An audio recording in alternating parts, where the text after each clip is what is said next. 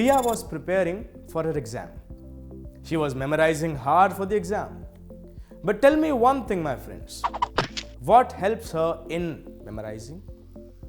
Yes, you're right. It is the brain that helps in memorizing.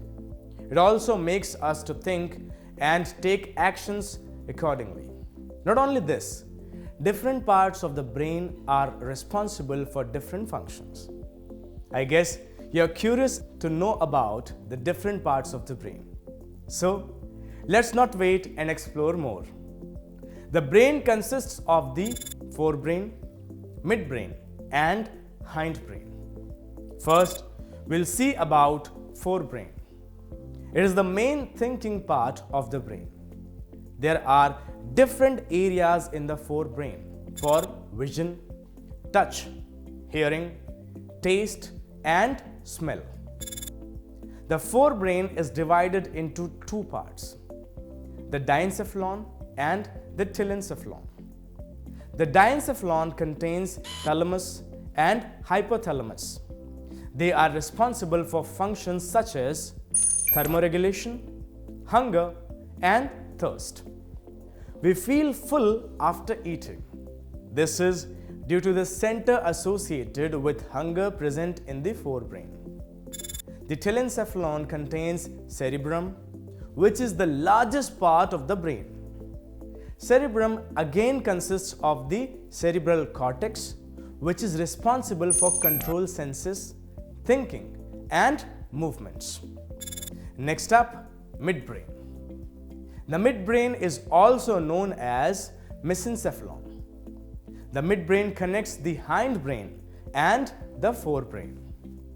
It is involved in hearing and visual responses as well as motor function. Together, both the hindbrain and the midbrain makes the brainstem. Lastly, about the hindbrain. The hindbrain again consists of metencephalon and myelencephalon. The metencephalon contains structures such as the pons varolii and cerebellum. They function in maintaining posture, equilibrium, movement, sleep, facial expressions, and the conduction of sensory information. These all are voluntary actions. The other activities like walking in a straight line, riding a bicycle, picking up a pencil, etc. are controlled by the cerebellum in the hindbrain. The myelencephalon contains the medulla oblongata, which is responsible for controlling such autonomic functions as breathing, heartbeat, and digestion. The actions which are not under the control of our will are known as involuntary actions. The involuntary actions like blood pressure, salivation, and vomiting are controlled by the medulla oblongata in the hindbrain.